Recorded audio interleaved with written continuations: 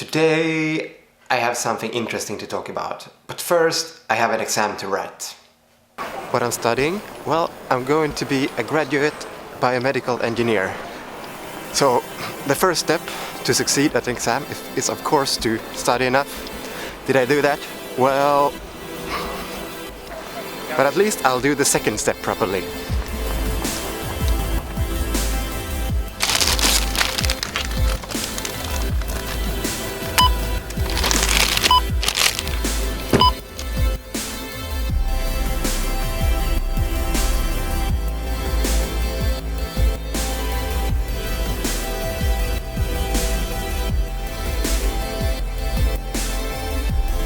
This is the place where I'm going to write my bioengineering exam.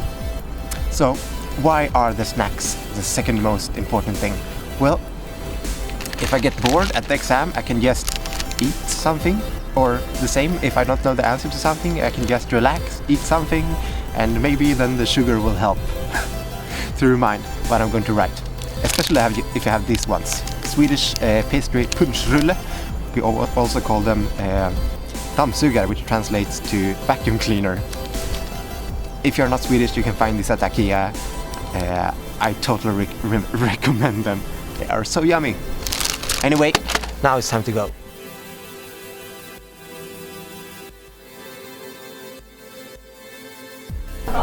The moment of truth.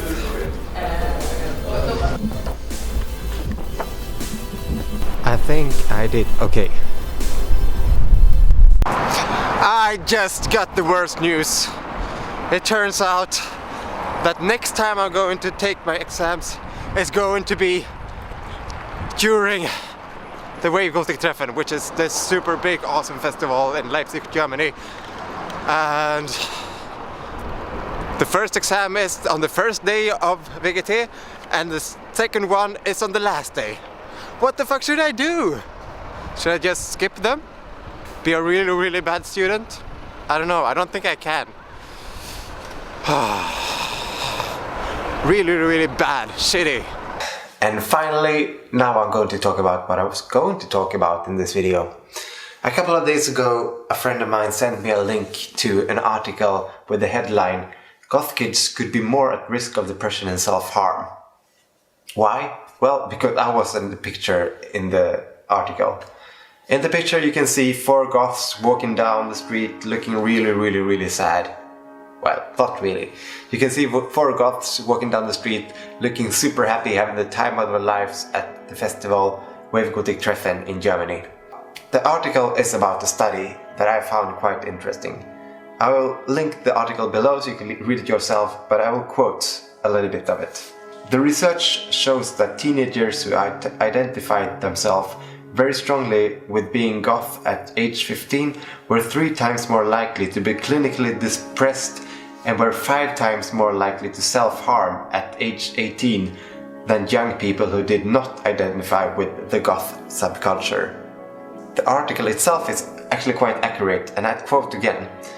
As this is an observational study, no definitive conclusions can be drawn about cause and effect, and the findings cannot be used to claim that becoming a goth causes an increased risk of self-harm and depression.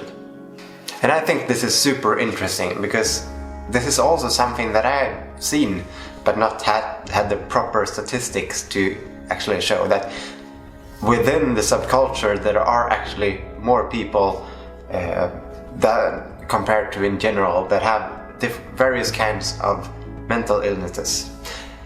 And I would like to discuss this a little bit.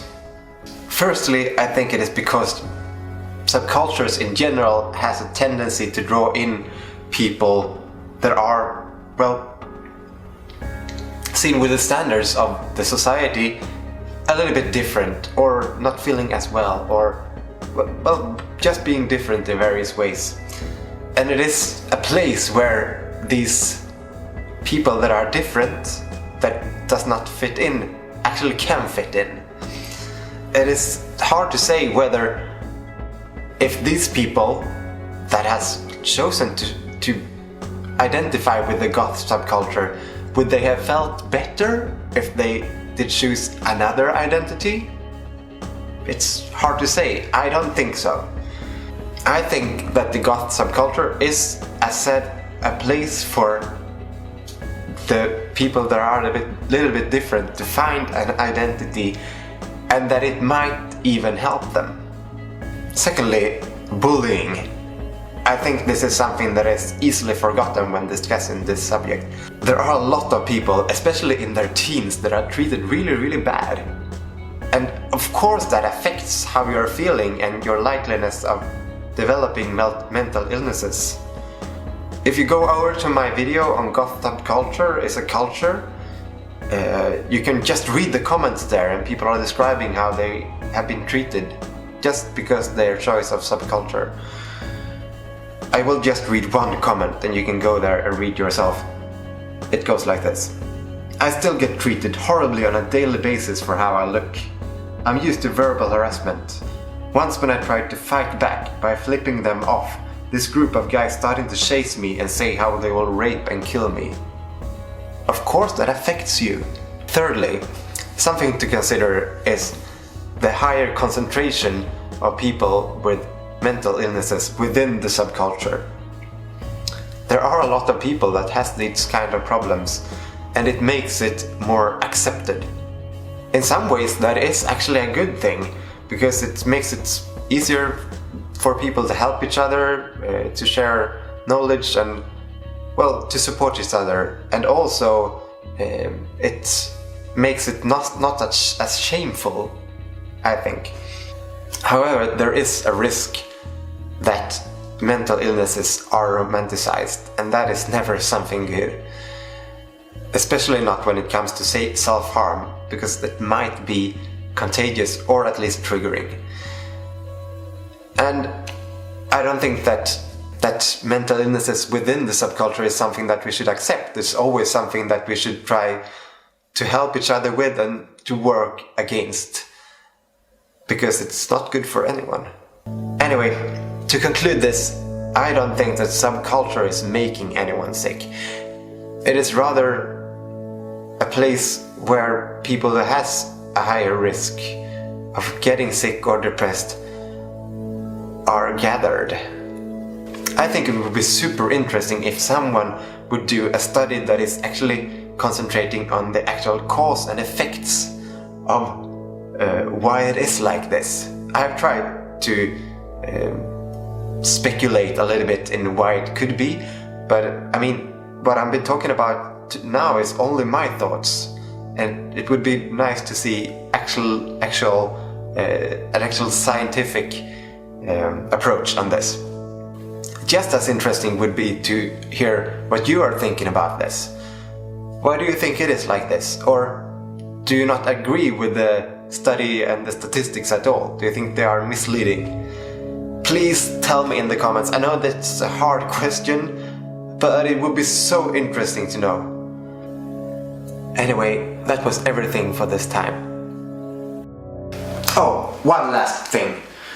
The next week is my 25th birthday on Friday, and while it would be fun to invite every one of you for a birthday party and you can bring me presents and stuff, that would be quite hard to organize, right?